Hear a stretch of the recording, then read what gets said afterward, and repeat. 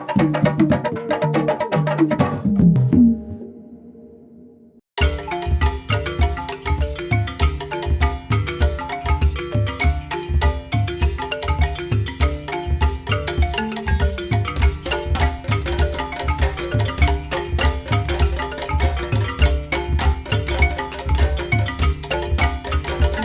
you for having me. That is a very good question. Thank you. The Yoruba in the pre-colonial time, they are one of the largest ethnic and cultural groups in Africa. Their history is very deep. Their ancestors go back to about 2500 BC in West Africa. But it is in the last 2000 years that their culture has really thrived and expanded. When you ask the question, who are the Yoruba and what distinguishes them from other West African peoples, I will give you about 4 characteristics of the Yoruba culture. First, they are the most urbanized indigenous African cultures. That means they like to live in cities, they build cities and towns. Second, they are believers in the Orisha religion. That is their religion, Orisha religion, in which you have the Orishala, the supreme god, assisted by a pantheon of deities. Another characteristic of the Yoruba is that they believe in the co-equality of men and women, that men and women have equal capabilities. So they don't discriminate based on gender. And the fourth is they developed a political system that was based on divine kingship. See, their city-states, their kingdoms were ruled by divine kings that we call Oba, assisted by other chieftains. So these are the characteristics of the Yoruba, but all of these developed in the last 2000 years, especially from 300 BC to about 1000 AD. Until about 500 AD, the Yoruba were one of very small group in West Africa. But by 1000 AD, they became the largest cultural group in West Africa, south of River Niger, because of their migrations and because of their political systems. They attracted other groups. They absorbed many other groups, and that expanded their population, so that by 1000 AD, they had become the largest cultural group in West Africa. Thank you very much.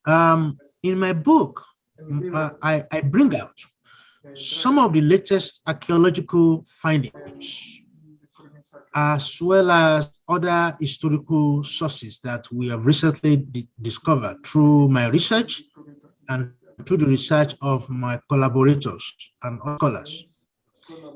And my book has rewritten what we know about Yoruba history in many ways. One of the things that I highlighted in the book is that for us to understand how the Yoruba became so prominent in the history of Africa, we have to go back to the period about 300 BC to 300 AD. That was the period of what I call the Great Yoruba Migration. Before, I said that the Yoruba were one of the smallest group in West Africa for more than 2,000 years, until about 300 BC. But it was around 300 BC that we begin to see the expansion of the Yoruba from their original homeland in the present-day Niger-Benue confluence of Nigeria. What caused that migration? It was ecological crisis. Those 600 years were periods of long droughts. So the migration began as the Yoruba ancestors began to look for water, looking for new agricultural land. Because of drought, they began to expand. But they were helped, their political organization, their social political organization helped them to, to reorganize themselves in a way that they were able to take over new land and absorbed aboriginal groups. So that was the same period that they began to build what I call early kingdoms. Around 500 AD, we begin to see early kingdoms that they were building. So we know that the period of Yoruba expansion was between 300 BC and 300 AD.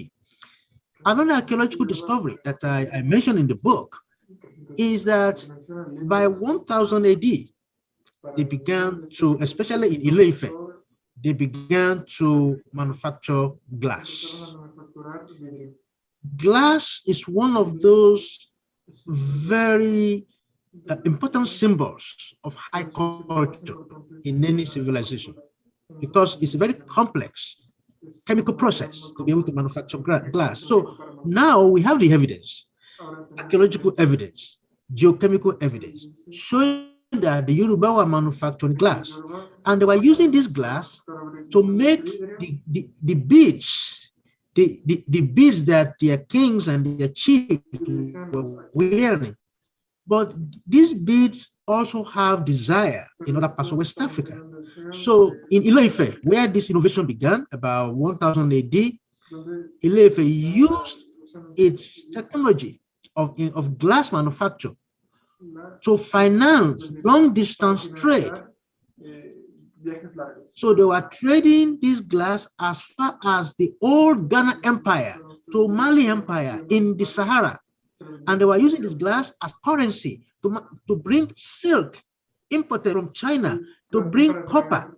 So this period from 1000 AD to 1400 AD was a period of economic growth among the Yoruba. And this period also laid the foundation for their civilization. We always consider that period as the classical Yoruba civilization.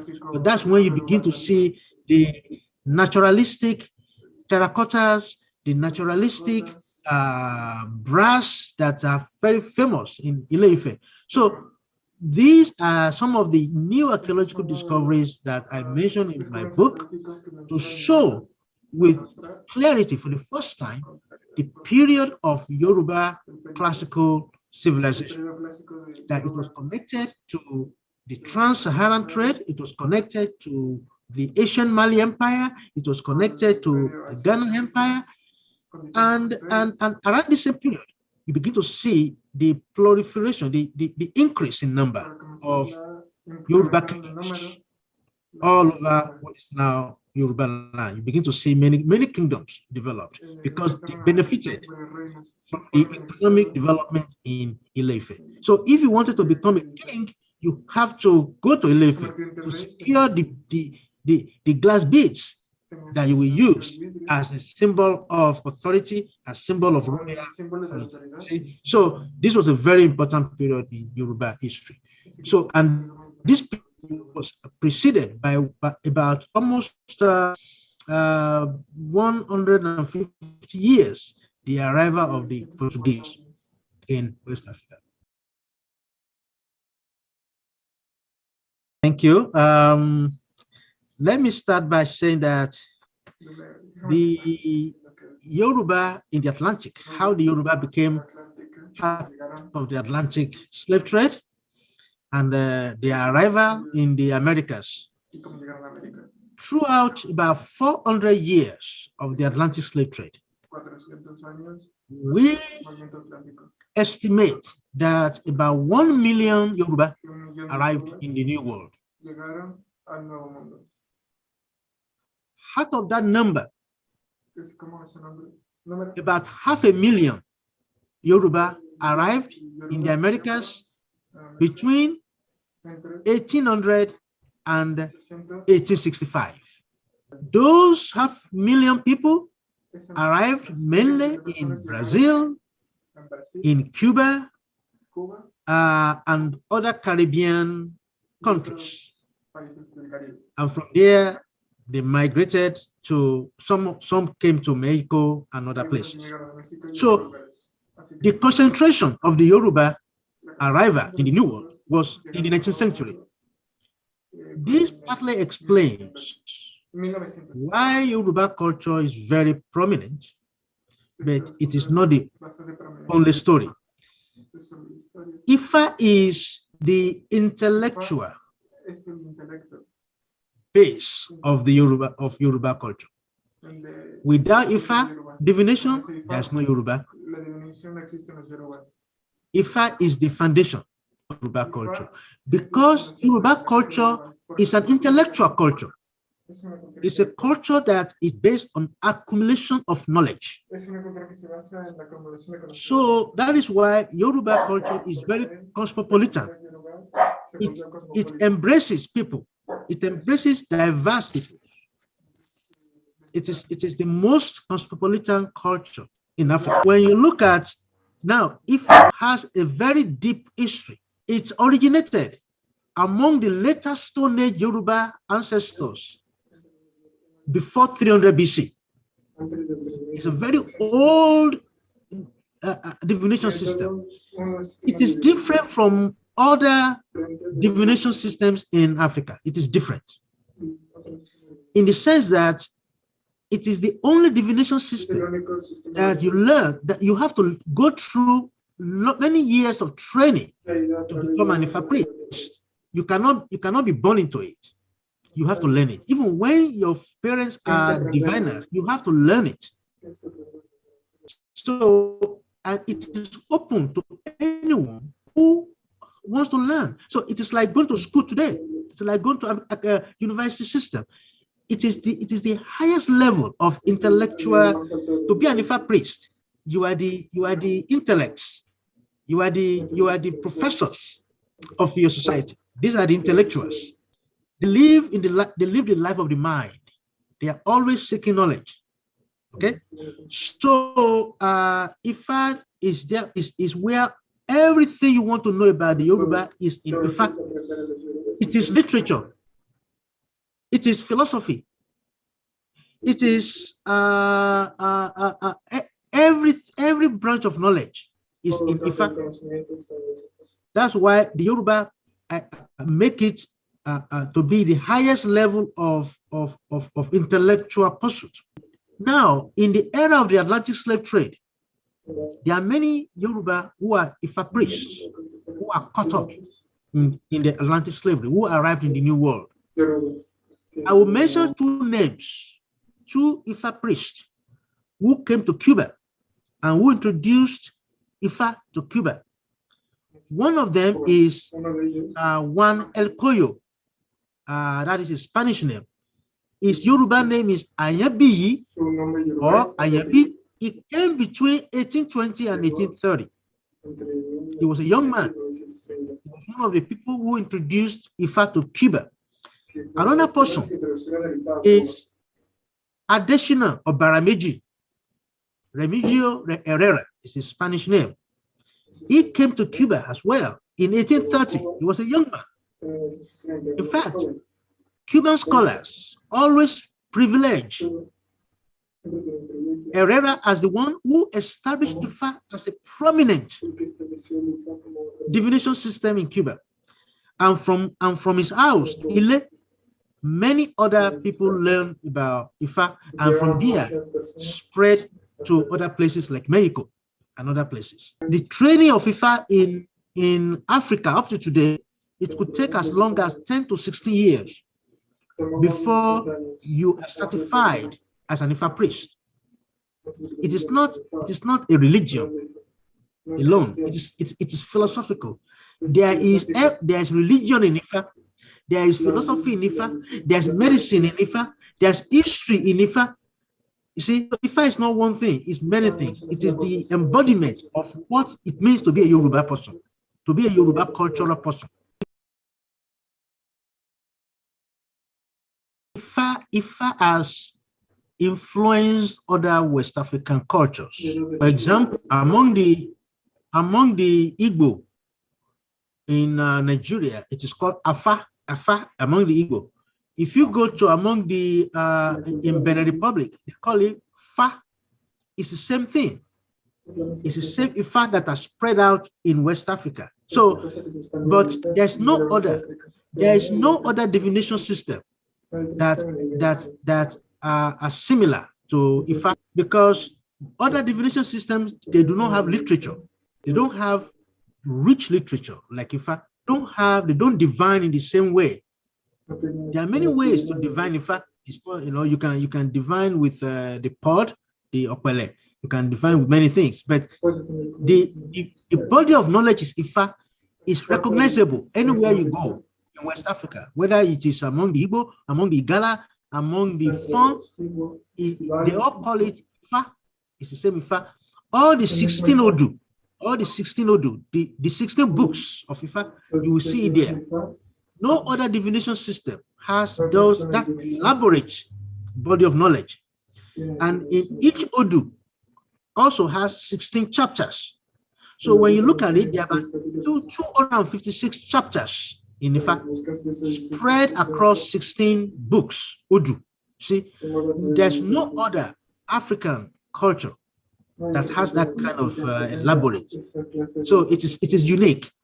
So the same way that Yoruba divination has influenced Americas, it also influenced other parts of West Africa. And the name of each Odu is a Yoruba name. That is how you know, no matter whether you speak another language, it's the same Obaramiji, Obara you see. They are all Yoruba words. They have Yoruba meaning. So because this divination system is very old. It's one of the oldest divination systems in the world. That is why UNESCO make it to be a major contribution to human civilization. It is the oldest divination system, and it's the longest surviving divination system. Many other divination systems have died out. The Chinese have their own divination system. It's dead. People are not practicing it anymore.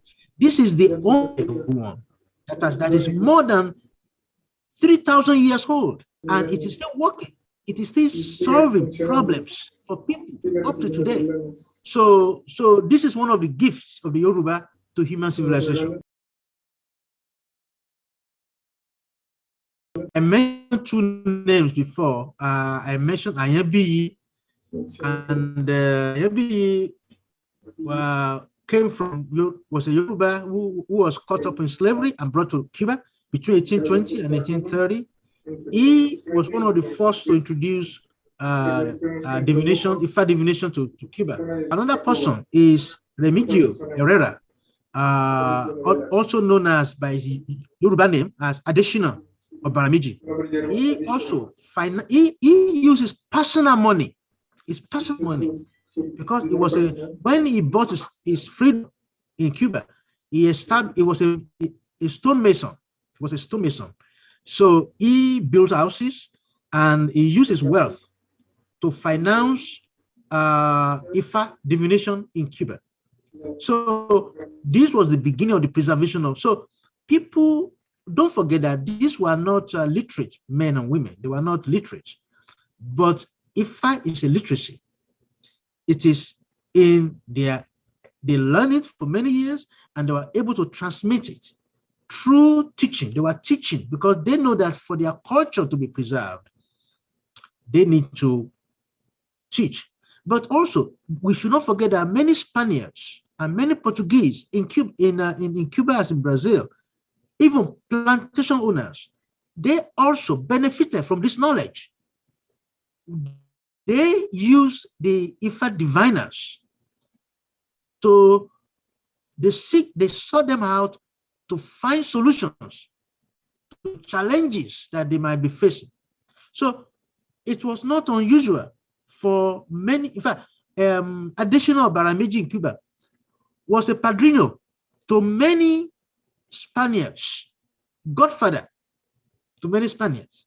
So this is a divination system that was accessible to non-Yoruba, to other Africans, to Spaniards, to Portuguese, and to other Europeans in Cuba, in Brazil, in Mexico, in French, in Haiti. So they all realized very early on the importance of this knowledge system.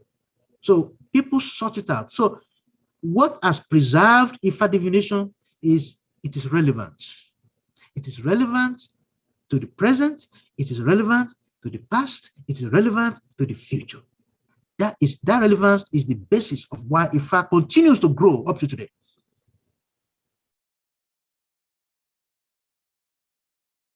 Well, how do I feel about it is that it is a culture that is very adaptable to the present. See, Yoruba culture always adapts. It's always adapts based on new experiences. It's always innovating.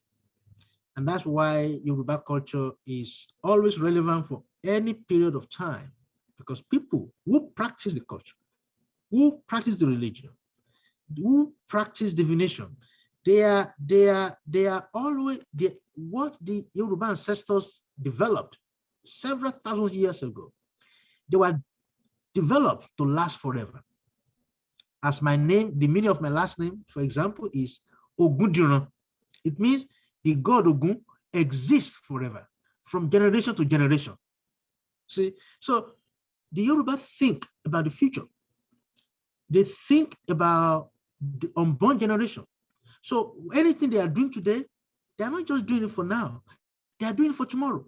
So, and therefore, we have a system of knowledge. I said before that Yoruba culture is based on knowledge. Anyone who can acquire Yoruba knowledge is a Yoruba. That is the way the Yoruba think. It doesn't matter what your racial background is. It doesn't matter your ethnicity. In as much as you subscribe to Yoruba way of thinking, Yoruba philosophy, divination, Orisha, you are Yoruba.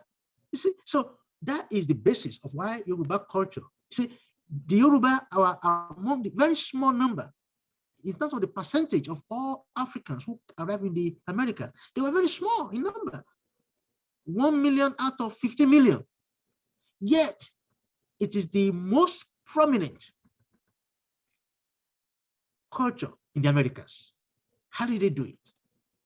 It's because of their openness, their cosmopolitan spirit, and the relevance of that culture to the present. It's a culture that is based, so any culture that is based on knowledge, that allows anyone to come and learn the culture, is going to thrive. So today there are many houses. We call it Ile. These are communities of knowledge, communities of faith. People gravitate around this Ile to learn the culture, to learn the religion as a way of life. And then they teach their children the language. So in my school, where I teach, I introduce Yoruba language in that school. So I'm a carrier of that tradition as well. As a professor of anthropology, as a professor of history, I am a carrier of the tradition. So the Yoruba people always seek to establish institutions where other people can learn. So that makes me proud as a Yoruba person. It also makes me proud as a scholar of the Yoruba. And I think my message to the world is the Yoruba have something unique to contribute to the world, irrespective of the country where we are living today. In the US, the religion is growing in the US. Ifa priests are impacting people's lives. You know, you go to Cuba, you go to Mexico, where you are, you go to Brazil. You know, this is more than religion. It is also a way of life. You know, it allows you to understand the spirituality in you and to understand the spirituality in others. So if we can understand this, that we're all children of the divinity, we manifest divinity. And according to Yoruba philosophy, our ultimate goal in life is to eventually become a deity ourselves. So when we physically leave this world, that we will become a divine being, because we are manifestations of Olodumare, the supreme God on earth. We are the manifestation of the divinity. We are the manifestation of Orishanla, the supreme deity. So, and when we die, physical death, we are going to live as divine being. That is the ultimate goal of a Yoruba person, to become a divine being. So if this is the principle that guides us, it challenges us to think and see our neighbors, other people, as divine beings, and to walk according to the principles of what it means to be holy, what it means to be divine. So these are the lessons that Yoruba culture teaches us, that it allows us to look inward ourselves as spiritual beings and to be the best that we can be.